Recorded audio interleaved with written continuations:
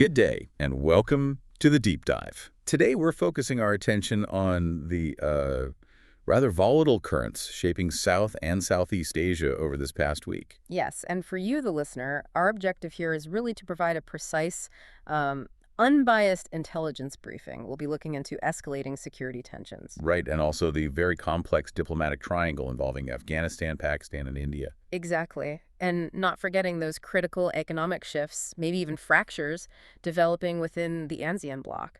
Our goal is clarity, converting raw data into useful insight. And before we get into the details, this deep dive is brought to you today by ProWave AI. And it's worth noting that the analysis and synthesis you're about to hear are generated by Stylo News, the AI-powered news application designed for timely global insight. All right, let's begin where tensions seem highest right now. Mm-hmm. That shared border between Afghanistan and Pakistan. Indeed. We've seen, a significant escalation recently. There were deadly clashes between October 9th and the 18th. Which then culminated in Pakistani airstrikes on Afghan territory. Retaliatory strikes. Precisely. And this isn't just a military issue, is it? There's a heavy cost for civilians. A very steep price tag. The immediate economic fallout from the border closure is estimated around $50 million. $50 million in just 3 weeks. And that number, it translates directly into real hardship. You're talking about the livelihoods of, 20,000 to 25,000 border workers? Just disrupted. Completely disrupted. And it cascades, doesn't it? It affects national level concerns like rising rice prices, right down to individual farmers dealing with, tons of grapes spoiling because they can't cross the border. That's the human cost, starkly put. It is. And despite all this pressure, the diplomatic path, well, it remains incredibly fragile. Peace talks started in Istanbul, but they stalled pretty quickly in late October. It did. Now, there is a fragile ceasefire brokered by Qatar and Turkey. But the real test, I think, is when negotiations are scheduled to resume. That's November 6th in Turkey, correct? That's the date to watch, yes. The persistence of this conflict, you see, it really stems from these fundamentally opposed views, these strategic narratives. Okay, let's look at Pakistan's perspective first. Defense Minister Khawaja Asif seems quite adamant. He is. The official stance is that the Afghan Taliban is providing shelter to anti-Pakistan militants, specifically the TTP, the Tehrik-e-Taliban Pakistan. And here's where it gets particularly charged. Pakistan is claiming these TTP groups are acting as Indian proxies. That's the claim, that India is trying to manipulate events, essentially to trap Pakistan in a difficult two-front conflict. Pakistan's also denying ownership, publicly, of some of its own nationals implicated in terrorism who are being deported by Afghanistan. Right. Now, conversely, you have the Afghan Taliban's position. Their defense minister, Malawi Mohammed Yaqub Mujahid, has publicly and quite strongly rejected any idea of Indian interference. They're stressing Afghanistan's independent foreign policy, their sovereign right to control their own territory. Exactly. And India, for its part, is maintaining a firm line against Pakistan, condemning cross-border terrorism, citing attacks like the one in Pahalgam. And crucially, India is fully supporting Afghanistan's sovereignty and its territorial integrity, while also staying highly vigilant on its own border. Sources mention preparations for something called Operation Sindoor 2.0. That's reportedly in response to intelligence about over 35 terrorist launch pads being rebuilt near the line of control, the Lakri. It's fascinating, though, how the focus seems to be shifting now from just territory to resources, specifically water. Yes, that's a major development. The Taliban government ordering the expedited construction of a new dam on the Kunar River. A significant project designed to generate 45 megawatts of power and irrigate a huge area, 150,000 acres. It's a forceful assertion of control over their national water resources. And we should note, reports suggest Chinese companies are involved in moving this project forward. Which has immediate strategic implications for Pakistan, potentially quite severe ones. Because the Kunar River is the primary water source for Pakistan's Khyber Pakhtunkhwa province.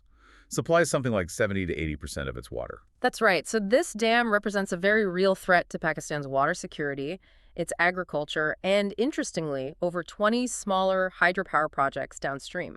And this move by Afghanistan, asserting resource sovereignty, it's viewed quite positively in Delhi, isn't it? It seems so. India is reportedly offering support for development projects. They likely see it as a way to counter Pakistan's influence, especially after India itself suspended parts of the Indus Waters Treaty. Which brings us neatly to another major shift. The pragmatic engagement between India and the Taliban. A significant turning point. India's upgraded its technical mission in Kabul to a full embassy. And they recently hosted the Taliban foreign minister, Amir Khan Muttaqi. That was October 10th. Yes, and reciprocally, the Taliban appointed its first diplomat to New Delhi just this month, November 2025. This isn't formal recognition, is it? No, not at all. But it's a very tactical move. It clearly shows India's intent to maintain influence, perhaps to counter Pakistan's strategic calculations. Sources suggest this might also be about securing interests around the strategically vital Bagram Air Base. That's certainly part of the calculus, potentially a major point of influence in the region. Now, connecting this to the wider regional dynamics. We see Pakistan actively trying to build new alliances, specifically looking towards Bangladesh. Correct. Pakistan's Deputy Chief of Army Staff, General Shamshad Musa, recently visited Bangladesh's interim government. Discussions focused on defense cooperation and trade. This rapprochement seems clearly aimed at bolstering regional ties, maybe challenging India's traditional influence in South Asia. But some signals coming from Dhaka have raised eyebrows, even alarm. You mean the reported gifting of artwork? Depicting a greater Bangladesh? Exactly. A controversial map showing parts of India included. Gifting this to Pakistan and Turkey, it signals a concerning strategic and ideological shift away from Delhi. And on the intelligence side? Sources are detailing increased military and intelligence cooperation between Pakistan and Bangladesh. There are even reports of a Pakistani ISI cell being established in Dhaka. Which understandably raises serious security concerns for India about potential jihadist infiltration near its Bengal border areas. Now, shifting focus slightly to the global security threat landscape. Sources are revealing what they allege is a deeply concerning link between terrorism and organized crime. Alleged collaborations between Pakistan's ISI, Dawood Ibrahim's vast criminal network, and global terror groups like al-Qaeda and Boko Haram. That's what's being reported. And their alleged joint focus, financing operations against India through what sources are calling narco-jihad. Basically using drug trafficking profits to fund terrorism. A critical mechanism, meaning terror isn't just state-funded anymore, but potentially fueled by global crime syndicates. And adding another layer of complexity, Pakistan is also reportedly training over 1,000 ISTP fighters, that's Islamic State Khorasan province. Specifically aimed at destabilizing the Afghan Taliban. That appears to be the immediate goal, yes. But it raises severe fears of that violence spilling over, potentially into India's sensitive Jammu and Kashmir region, regardless of the initial intent. Meanwhile, amidst all these frictions, Pakistan is also focusing on military upgrades, particularly its navy. A major enhancement. They're acquiring 8 Chinese-designed Hangar-class submarines. It's a massive deal, around $5 billion. The first of those is expected to launch in 2026. And this isn't just about Pakistan's defense. It significantly consolidates China's economic and strategic influence, primarily via the China-Pakistan Economic Corridor, CPEC, right there in the Arabian Sea. It's a direct challenge to India's maritime position. Okay, finally, let's take a brief look at the international stage, the ASEAN summit in Kuala Lumpur. Right. Indian Prime Minister Modi attended virtually, a decision likely influenced by the background noise of rising U.S.-India trade tensions. Specifically, those U.S. tariffs related to India's purchase of discounted Russian oil. Yes. But the primary structural challenge discussed within ASEAN itself, that remains internal, and it has potentially profound economic consequences. This widening economic gap, driven by uneven AI adoption across the member states. Precisely. It's not just about who adopts AI faster, it's creating a risk of fragmentation. Digitally advanced members, like Singapore, are pulling ahead rapidly, Creating a dangerous disparity. If one country's manufacturing and supply chains become vastly more efficient due to AI, it creates friction with its neighbors. It could undermine the whole idea of a unified regional trade framework, a serious risk. All right, let's pivot then. Looking at potential courses of action and what our listeners should keep an eye on. Well, the fundamental goal, promoted by mediators like Qatar and Turkey, is still conflict resolution through sustained dialogue. And international bodies are weighing in, urging adherence to international water law, especially concerning shared resources like the Kunar River. Now, analyzing the intelligence feed, we did see some clear patterns in source alignment regarding those proxy war claims. Okay, which sources tended to support Pakistan's assertion of Indian interference?